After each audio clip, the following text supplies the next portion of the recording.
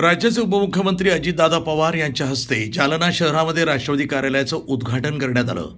राष्ट्रवादी काँग्रेसचे जिल्हाध्यक्ष माजी आमदार अरविंद चव्हाण यांच्या पुढाकारातून जालन्यामध्ये राष्ट्रवादीचे कार्यालय उभारण्यात आले.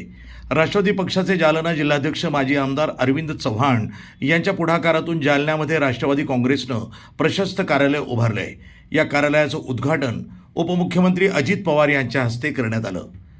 जालना जिल्ह्यातील राष्ट्रवादी पक्षाच्या कार्यकारिणीमध्ये काही बदल करण्याची विनंती यावेळी जिल्हाध्यक्ष अरविंद चव्हाण यांनी नामदार अजित पवार यांच्याकडे केली. तर राज्यातील कायदा आणि सुव्यवस्था अबाधित ठेवण्यासाठी आपण कायम प्रयत्न करू.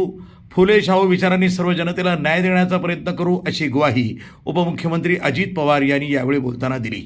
यावेळी व्यासपीठावर आमदार विक्रम काळे, आमदार कायंदे, राष्ट्रवादी काँग्रेसचे जिल्हाध्यक्ष अरविंद चव्हाण यांच्यासह मान्यवर उपस्थित होते. धर्माच्या लोकांना न्याय मिळाला पाहिजे, कायदा सुव्यवस्था हा व्यवस्थित राहिला पाहिजे, कुठेही तेढ निर्माण होता कामा नये, समाजामध्ये दुही निर्माण होता कामा नये. योगपुरुष छत्रपती शिवाजी महाराजांनी हिंदवी स्वराज्याची स्थापना केली. त्यावेळेस 18 पगड जातीन 12 बलुतेदारांना घेऊन त्यांनी हिंदवी स्वराज्याची स्थापना केली. भेदभाव केला नाही. आज काही लोक स्वतःचं महत्व वाढवण्याकरता समाजामध्ये तेढ निर्माण करण्याचं काम करतात. असं नाहीये. आम्ही त्या जागी बसलो असताना आम्ही ते होऊन देणार नाही. आम्ही सगळ्यांना बरोबर घेऊन जाऊ. आणि जर चुकला तर तो कुठल्याही जातीचा, धर्माचा, पंथाचा, नात्याचा, गोत्याचा असेल त्याचा अजिबात विचार करणार नाही. डिपार्टमेंटला सांगू, ह्याला घे आणि जे काय फाशीची शिक्षा करायची असेल ती कर, जी काही कडक शिक्षा करायची असेल ती कर. भेदभाव नाही. संविधान सगळ्यांच्या करताय. हा उजवा, हा डावा, हा जवळचा, हा लांबचा, हे चालणार नाही. संघटनेमध्ये काही दोष राहून गेलेले, चुकीच्या नेमणुका घाई गडबडीत झालेल्या आहेत. जे काम करत नाहीत ते आज पदावर आहेत आणि म्हणून माझी आपल्याला नम्रतेची विनंती राहणार आहे. मी तसं सुनील तटकरे साहेबांना लेखी पत्र देणार आहे की संपूर्ण जिल्ह्याची संघटनेची फेररचना करण्याचा मला आपण अधिकार द्यावा, अशी मी नम्रतेची विनंती आपल्याला करतो. कारण त्याच्याशिवाय ही संघटनाला बळकटी मिळणार नाही. काही लोक उगाच पद अडवून बसले, त्यावेळेस घेणं गरजेचं होतं.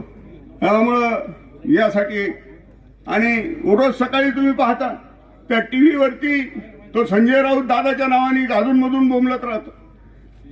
ती दमानिया नावाची बाई, पण दादानी कधीही उत्तर दिलं नाही.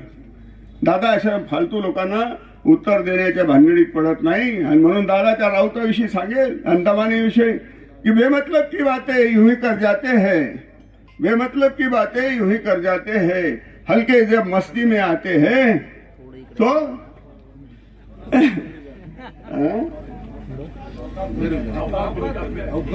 अपनी औकात भूल जाते हैं.